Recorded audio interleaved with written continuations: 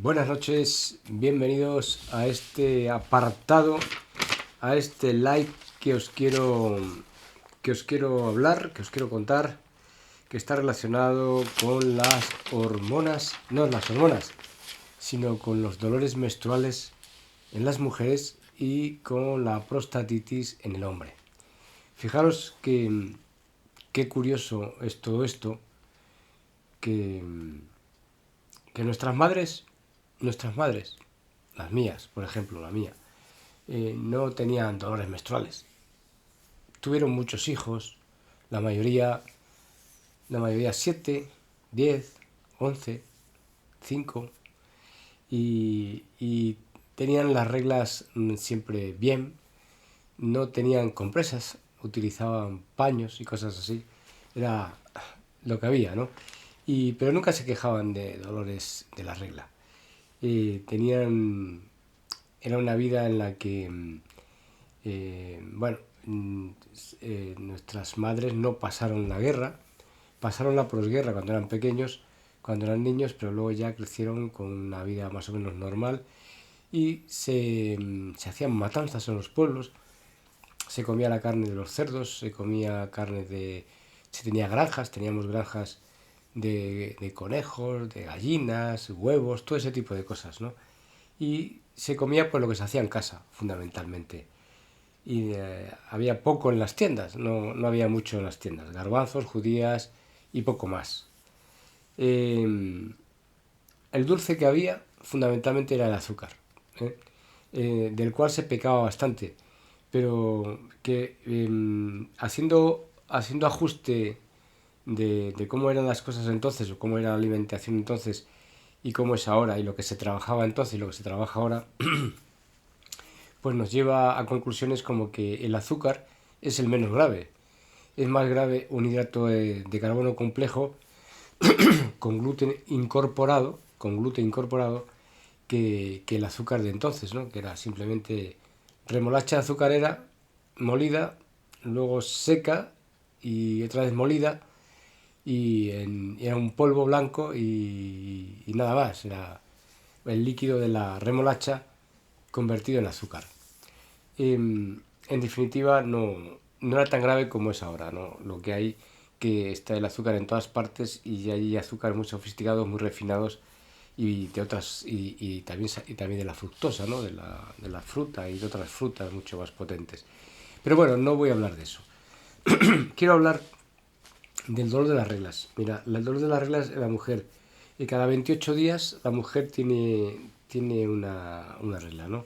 Generalmente el útero elimina el endometrio, pues cuando llega el periodo de la regla y se produce entre 1 y 5 días la eliminación del endometrio, ¿no? Lo que es el sangrado típico de la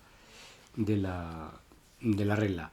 Se producen unos cambios hormonales, lógicamente, el cual lo produce esta caída de la regla, porque es el hipotálamo y la hipófisis del cerebro la que dan estas órdenes, por otra parte, y entonces se produce ese intercambio, esa pérdida de sustancia, porque no ha habido anidamiento del folículo, no ha sido gestado, ¿no?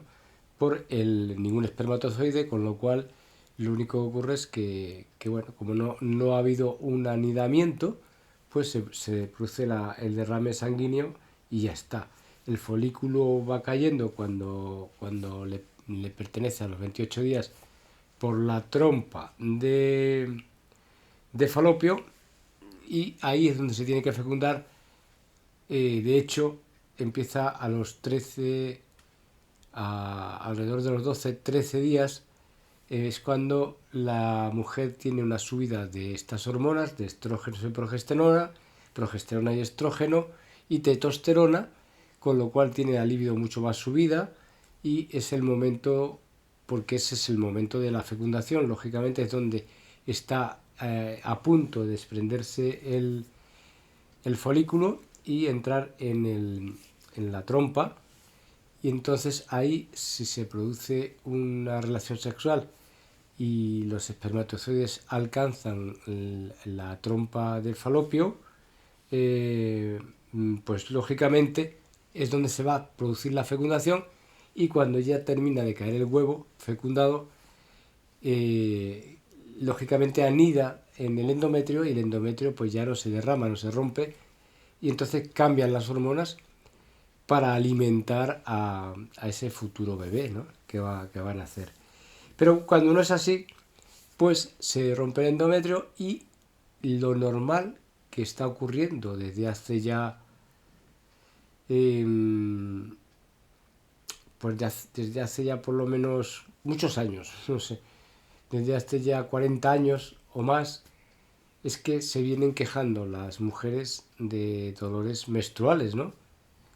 Algunas mujeres se quejan tanto que se tienen que meter en la cama, se tienen que poner calor, se tienen que pasar un día en posición fetal todo el día por el dolor, o sea, lo pasan muy mal. Una irritabilidad tremenda, o sea, un estado patológico, ¿no? Ya no es ni un estado normal siquiera, ¿no? No tiene ninguna normalidad. Es algo que se ha tomado, se ha dado como si fuera algo muy normal, como si esto de tener este tipo de dolores cuando llega la regla es algo común, algo normal, y hay que soportarlo y no hay más remedio porque se da con la regla, y tiene que ser así. Pues nada más lejos de la realidad.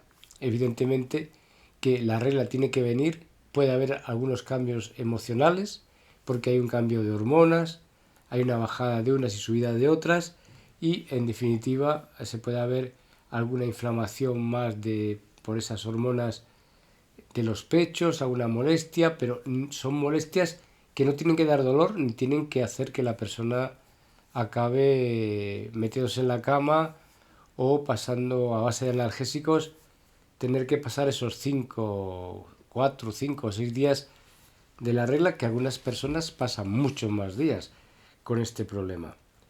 Entonces, cuál es la situación real de esto? Pues la situación real de esto es que no debe doler, pero duele porque tenemos una inflamación, o tienen las mujeres y los hombres, que ahora os cuento sobre la próstata, tienen una inflamación sistémica. ¿Qué es esto? ¿Qué quiere decir esto? Que el cuerpo está inflamado. Y donde más se manifiesta esa inflamación es en los intestinos y en los órganos reproductores y en el útero. En el caso de la mujer, en los intestinos, en la próstata, en el hombre, con lo cual va a haber problemas en ambos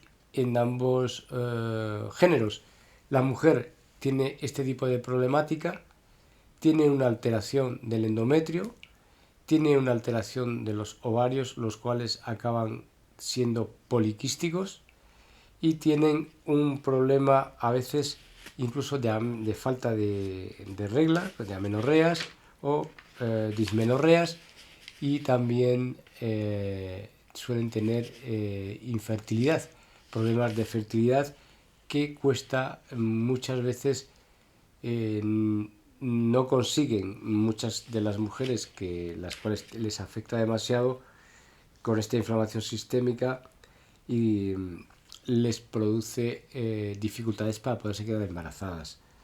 Luego el problema está alterado porque se produce una resistencia a la insulina.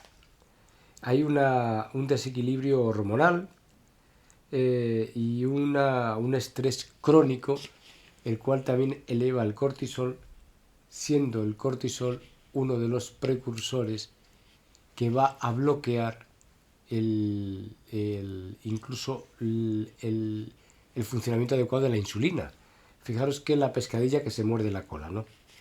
Entonces, ¿qué ocurre cuando la insulina está alta y se produce esta resistencia a la insulina?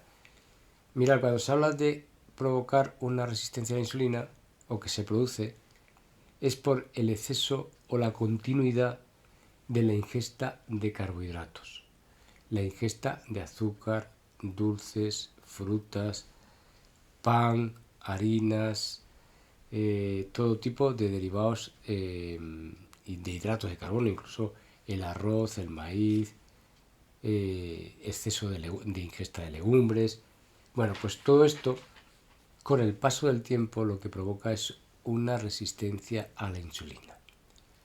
La insulina es una hormona que el páncreas la segrega y es, digamos, para que lo entendamos bien, es la llave con la que abre las células para que la insulina entre, se produzca el intercambio energético y las células la utilicen como energía, y esta energía da la vitalidad y el funcionamiento al cuerpo.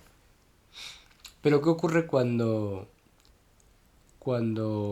esta llave deja de funcionar?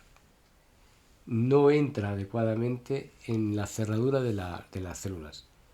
Pues que la insulina aumenta, el azúcar en sangre aumenta, va aumentando ambas cosas, el páncreas empieza a segregar mucha más insulina y para poder encerrar esa azúcar en sangre, al final no es capaz de hacerlo, la convierte en grasa y la lleva a la parte abdominal, a las caderas, a todo el entorno del cuerpo y al hígado y los órganos vitales del cuerpo.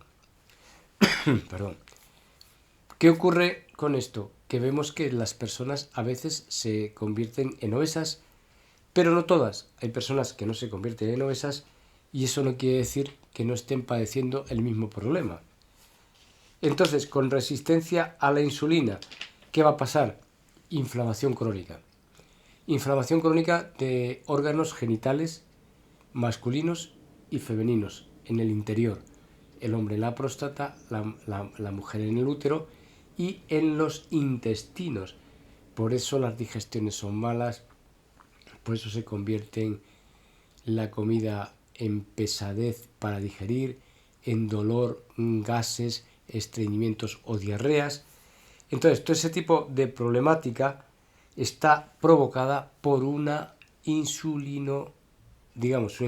una resistencia a la insulina que va a hacer que no se pueda metabolizar adecuadamente, y esto empieza a provocar una cascada de problemas que va a hacer que esa inflamación se cronifique y aumente, llegando a los ovarios incluso, provocando quistes ováricos y un desarreglo en las reglas. Unas veces llegan a un día, otras veces llegan en otro día, otras veces son muy dolorosas, otras veces son muy sangrantes, otras veces se distancian y no llegan en 28 días. Entonces se empiezan a provocar este tipo de situaciones. Y dolor abdominal, ciclos irregulares, como he dicho, síndromes mucho más dolorosos, los ovarios poliquísticos, ¿no? Y en el hombre, ¿qué ocurre? La inflamación de la próstata. Se inflama la próstata, se produce un déficit. En la mujer se produce un aumento de testosterona y en el hombre se produce un déficit de testosterona.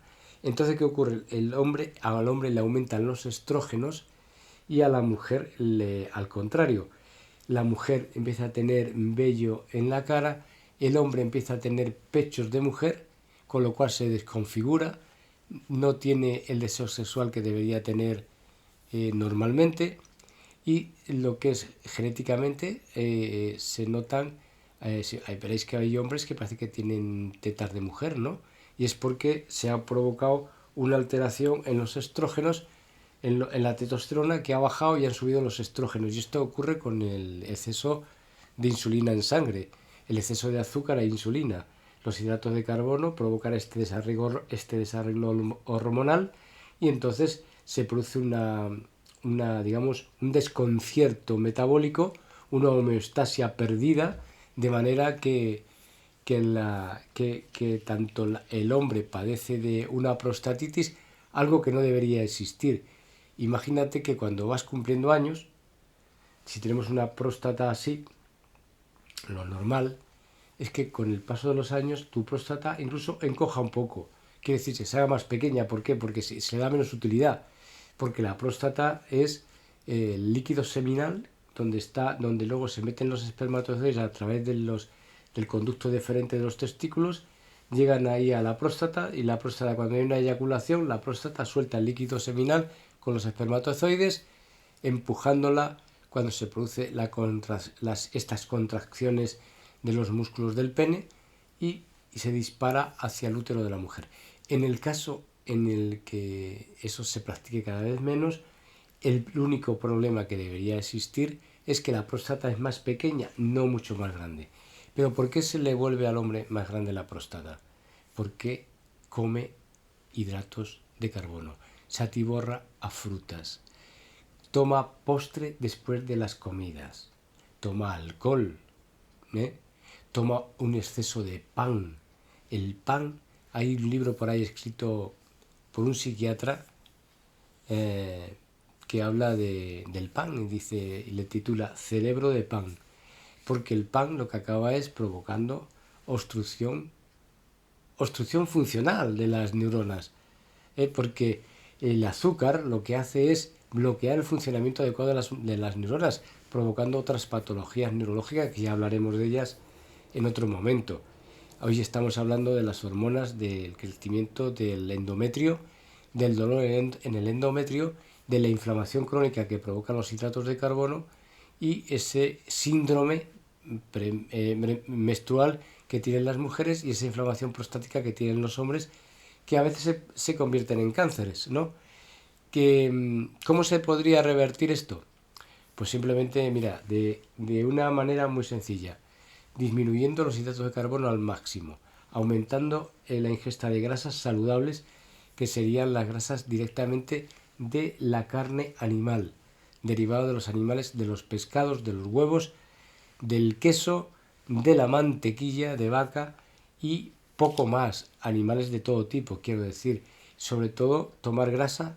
La grasa de los animales y las vísceras de los animales son las que más van a favorecer que haya un aumento cetónico y una desinflamación del cuerpo progresivamente. Y quitando los hidratos de carbono. Luego hay una sustancia homeopática que, si tomáis nota, se llama Thuja occidentalis. Thuja, Thuya, y luego occidentalis, como suena, OCC occidentalis, occidentalis. Thuja occidentalis a la 15CH, 15CH. Thuja occidentalis, lo repito, Thuja occidentalis, THUYA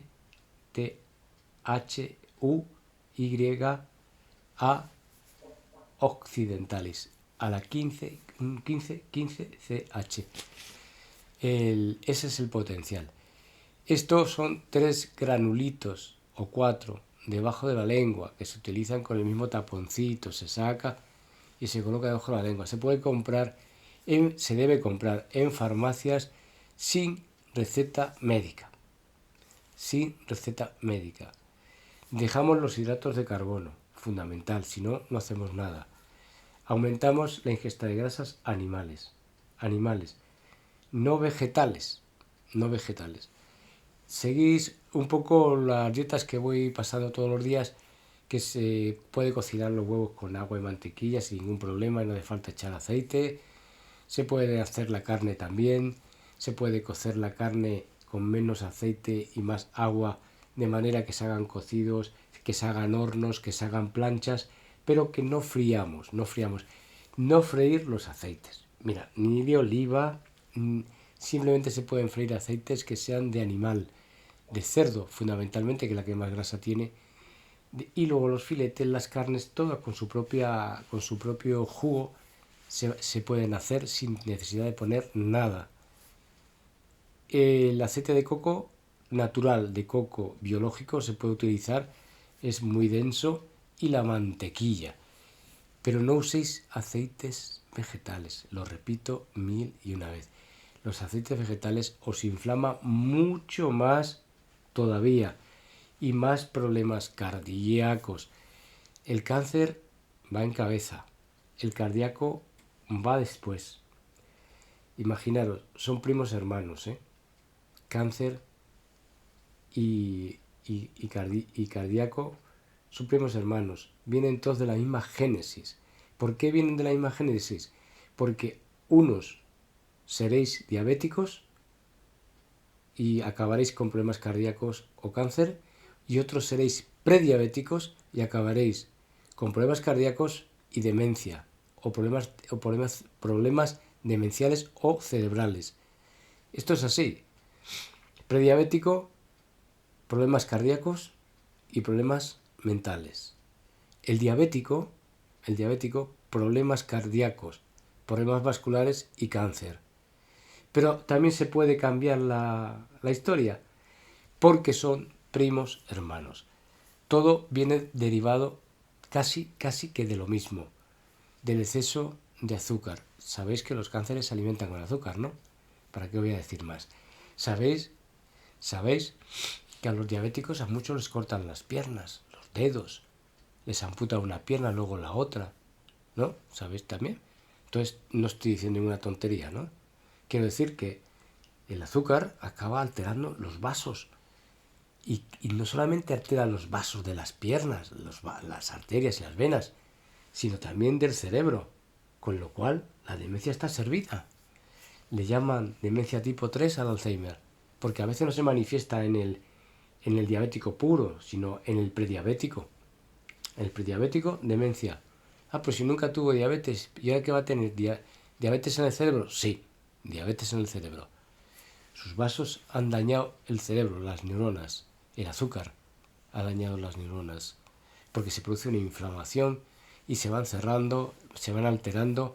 La inflamación crónica hace que el cerebro funcione mal. De hecho, hay pruebas científicas de enfermos que están utilizando antiinflamatorios por problemas, porque está atacando a sus articulaciones los hidratos de carbono, y empezaron a tomar antiinflamatorios, se han muerto de viejos y no han tenido demencia porque han mantenido la inflamación a raya a través de los antiinflamatorios, aunque han sufrido y han dañado su hígado, sus riñones y otras partes, pero sin embargo los antiinflamatorios han protegido el cerebro, porque es una inflamación del cerebro, y es una inflamación que se produce a través de los hidratos de carbono. La gente no se lo quiere creer de momento, y yo me sigo repitiendo. Hace pocos días en Estados Unidos cambiaron la pirámide oficial, aquella que había, que nos decía que había que comer mucha harina y mucho hidrato de carbono, que lo hicieron a propósito para dar por culo a todo el mundo y jodernos la vida. La han cambiado ya y la han invertido completamente. Ahora la grasa, la carne, o sea, la proteína y todo esto es lo principal que hay que comer, porque se dieron cuenta y porque dijeron, ya hasta aquí hemos llegado, ya no podemos aguantar más con tanta patología en este país, ¿no? Y han sido los pioneros, pues son siempre los pioneros en todo, lógicamente. Lo que pasa es que nos llevan 30 años. Cuando llegue aquí a tu médico de cabecera esa información, tú ya te habrás muerto, podrido, destrozado en un hospital o ingresado en un centro geriátrico con una demencia del 10. Y ya está. Esta es la realidad. Y no os puedo decir otra cosa. Entonces, testosterona, mujeres, con tanta insulina alta, testosterona alta, vello en la cara, obesidad, estrógenos alterados, la tiroides alterada, y los hombres, testosterona baja, próstata grande, impotencia absoluta porque no se les va a enderezar para nada, y averigua tú lo que viene después. Pues si ya se te inflama la próstata, se te cae el pito, pues échale guindas al pavo, que a partir de ahí me parece que no vamos a tener nada positivo.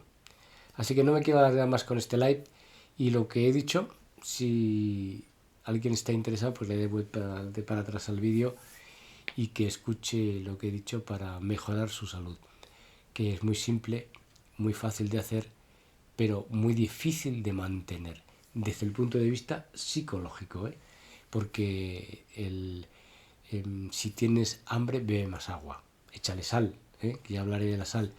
Sal a tutipleni,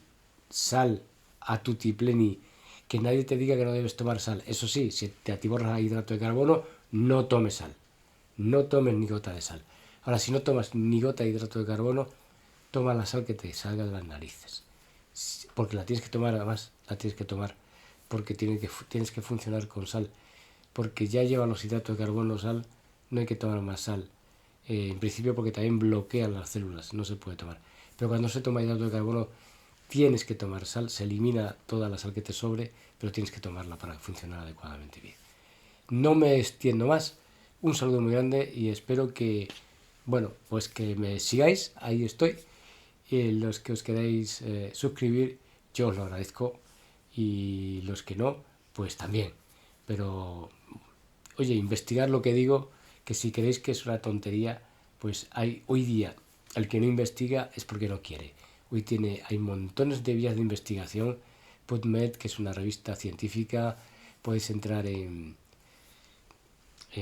montones de páginas de información, y lo que estoy diciendo vais a ver que es más predominante que los que están en contra, que si llevan algún negocio aparte, pues seguramente que estén en contra.